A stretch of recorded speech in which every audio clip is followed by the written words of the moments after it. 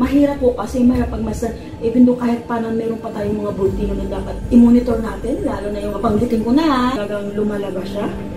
Hindi man siya nagsasabi kung kailan siya mag-eruption, pero sa vision ko mag-eruption siya eh. Tapos yung taal, yung kalaon, yung mayon, yung Mount Pinatubo.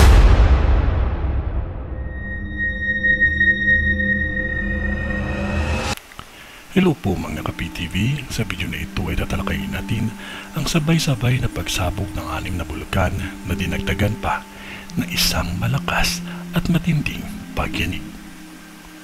Pero kung ikaw hindi pa nakasubscribe sa aking channel, baka naman.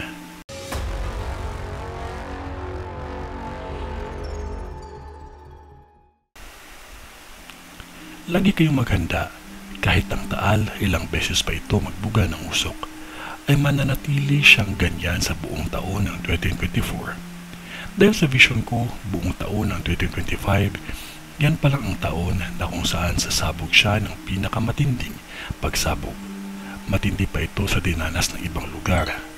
Sa taong 2025 kasi, halos kasabay niya lang ang pagsabog ng Indonesia, Taiwan, Japan, Zimbabwe, Germany, at Turkey. Ang Malaysia ay sasabog ito, ngunit siya ang papalit kay Taal pagdating sa style ng pagsabog ba ng pabugso-bugso. Animoy makikita mo ang anino ni Taal sa bulkan ng Malaysia. Ganun din ang bansang Vietnam.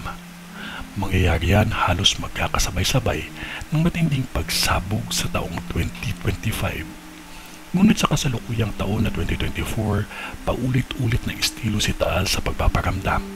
Dahil sa taong 2025, mas matindi pa ang dadanasin sa kanya.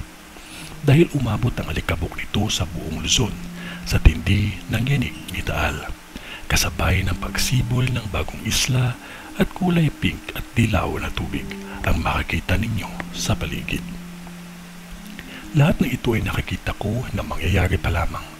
Ang higit na paghandaan ay ang pagyanig ng napakalakas na lindol na siyang buhos ng malakas na ulan dahil matinding pinsala nito na halos lamunin ng lupa, palubog pa ilalim na malalim na butas na halos hindi na masukat-sukat.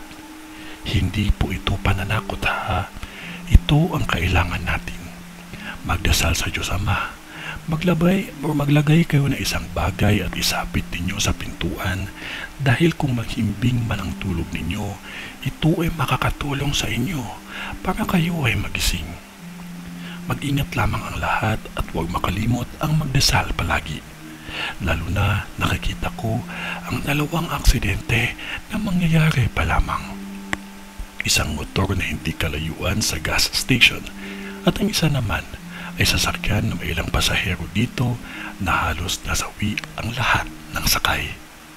Maging maingat ang lahat at huwag makalimot na manalangin palagi. Ito ay ang bisyon ni Madam sa Batangas. Sa ngalan ng Diyos Ama, ng Diyos Anak, at ng Diyos Espiritu Santo. Amen.